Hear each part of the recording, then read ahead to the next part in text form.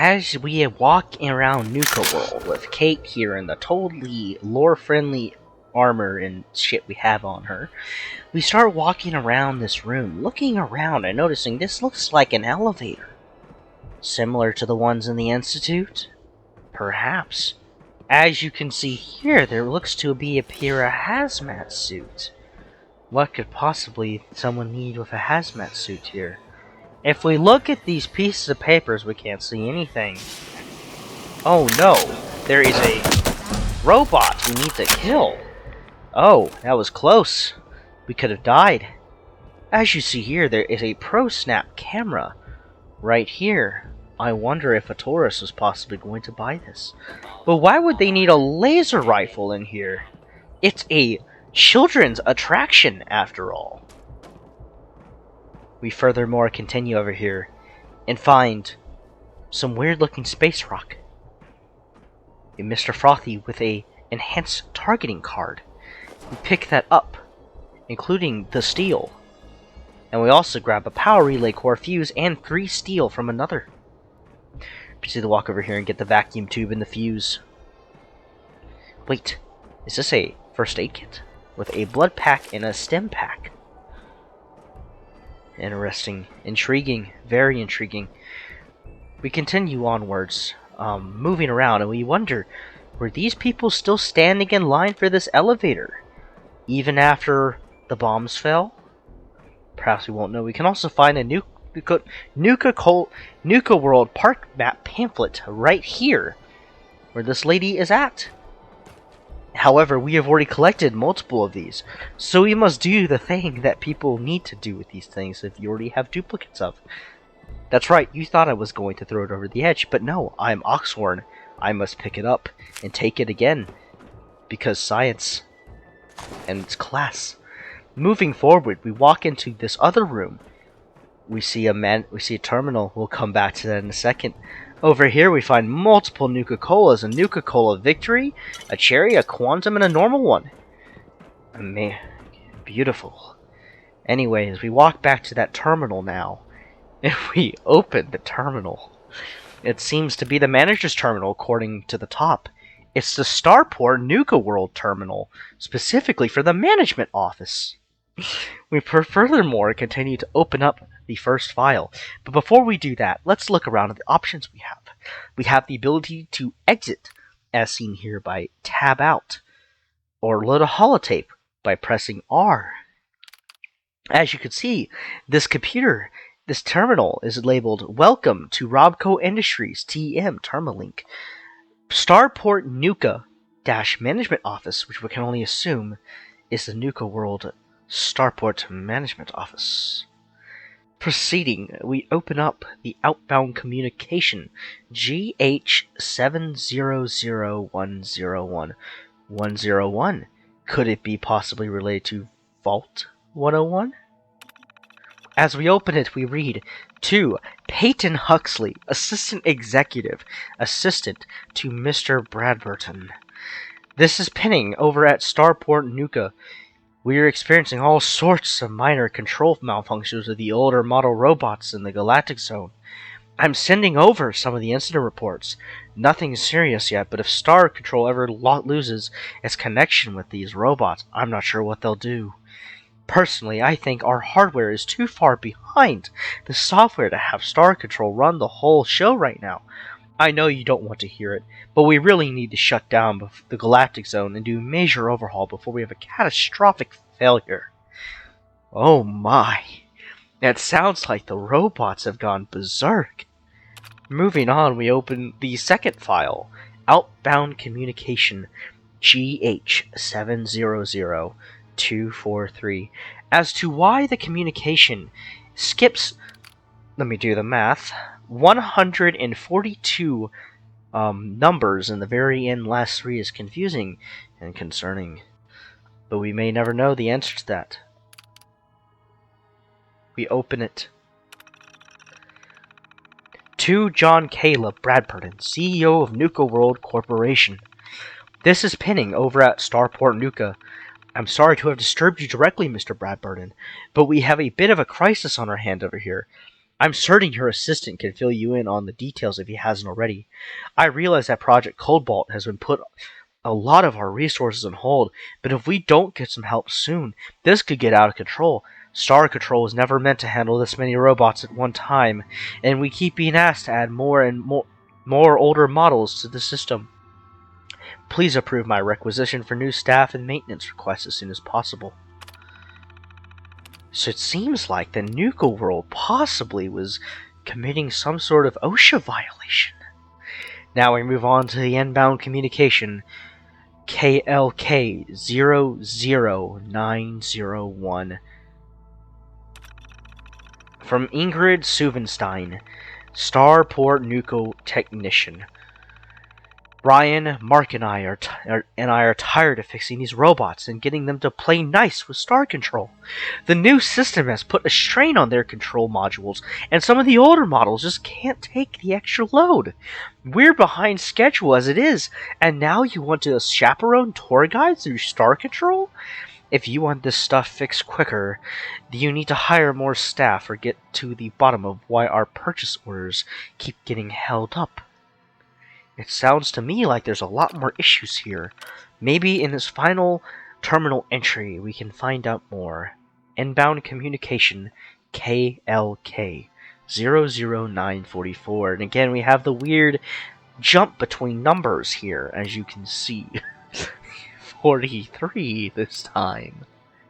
We open it to read from Mark Reisman, Starport Nuka Technician. Look, Penning. I'm about 1 day from quitting if you don't get us some real help around here. We've got 6 units offline again today, and fixing each one has taken almost our entire shift. Ingrid and I have been putting in 60 hours a week, weeks just to keep things from falling apart around here. Look, get it together or I'm walking. Oh my. Whatever they did here with the robots clearly angered a lot of employees. So we must continue forward and find out what really happened here in the Nuka World. And more specifically, what happened here. As we walk around, we can hear the sound of shots. Lasers fire. I hear shots and I engage with my rifle. It is a SIG MCX that is totally lore friendly to Fallout 4 and the Fallout storyline. But as we continue around back, we find a lunch pail with crispy squirrel bits. It's odd that in the time period, in the time frame that they would exist. We find some whiskey and we pick it up, and after all, we have to get classy. Kate makes an annoying talk about my studies and how she doesn't like it. I wonder why. Mint hats, drugs, perfect. Potato crisps. Oh, and those are pork and beans. Interesting that a theme park wouldn't have a more diverse selection of food, would you say? If someone may say. Please step into the open and identify yourself. The robots do not seem to care. They seem to be berserk. Nothing to fear. It is our time now that we have to go and engage the robot, and we need to do it quietly. So I equip my other lore-friendly gun, a Mark 18, to quickly neutralize and dispatch the robot, which happens to be a Protection Guardian.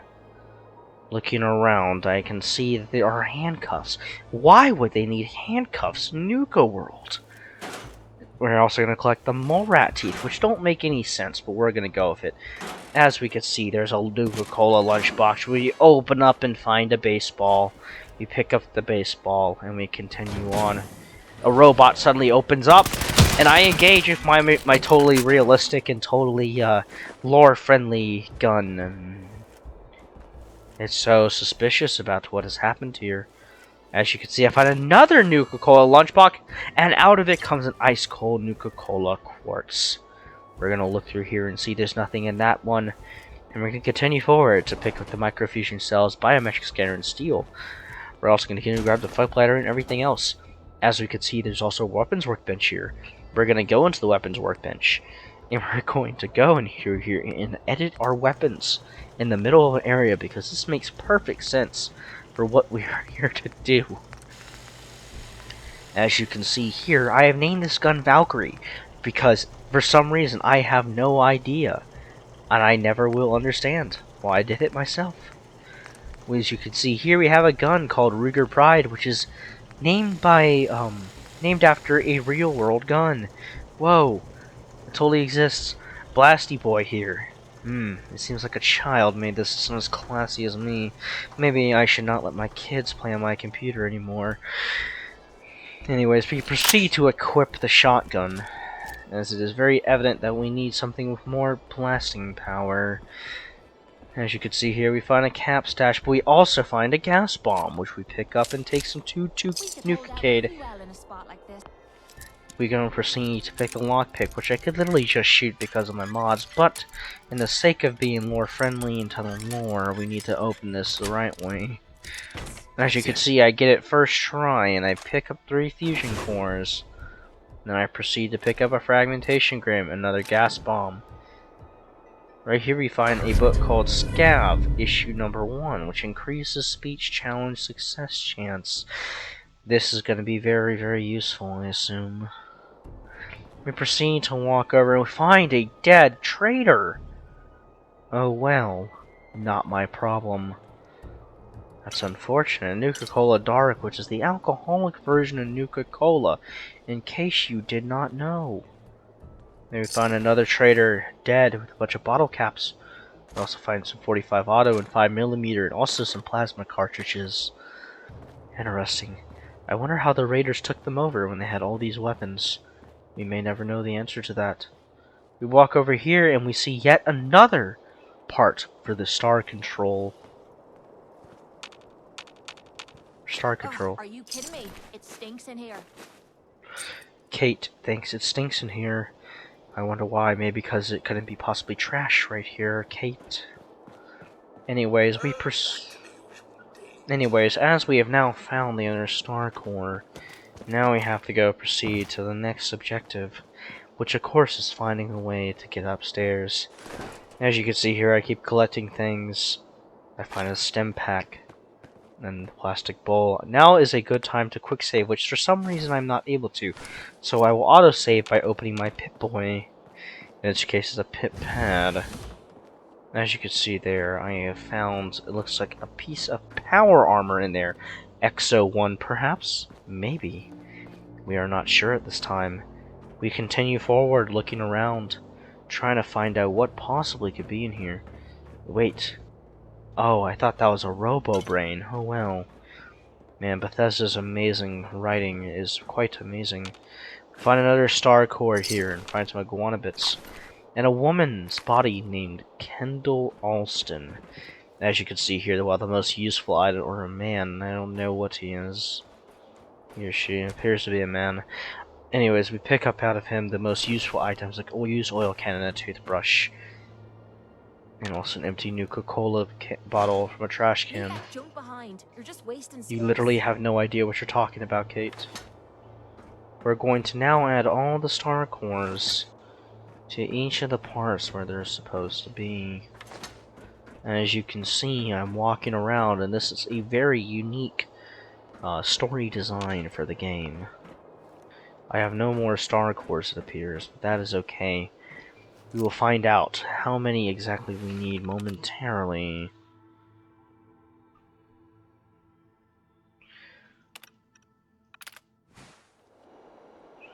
Apparently we still need more, meaning that we need to pump my shotgun with a malicious intent and go out and hunt down more of these star cores. I see a robot ahead of me, and I proceed to blast it with a 12-gauge shot that is totally not... I am totally capable of hitting and insta-killing upon... not insta-killing, because I do not have any weapon changes or modifications to it at all. In general.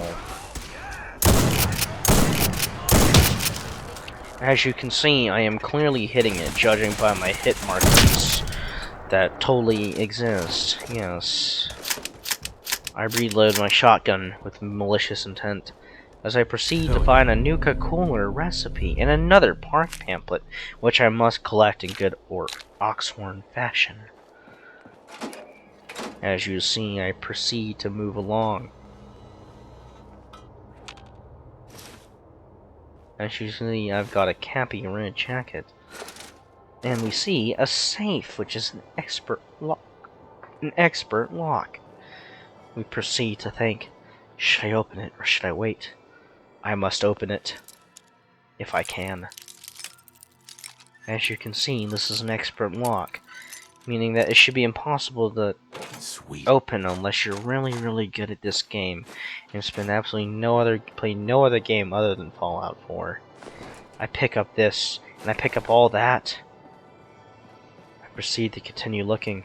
We can either proceed inside of here, or we can proceed outwards and continue looking around. We find in a trash can a whole Nuka-Cola. We're suddenly attacked by more robots.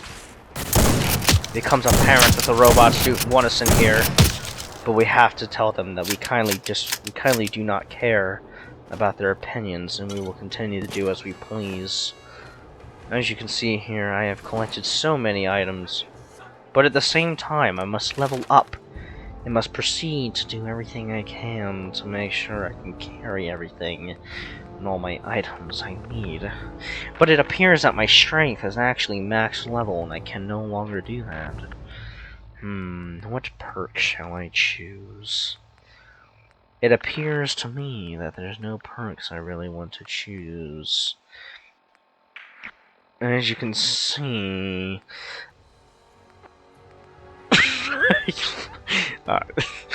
as you can see... oh my god. As you can see, I'm gonna be choosing...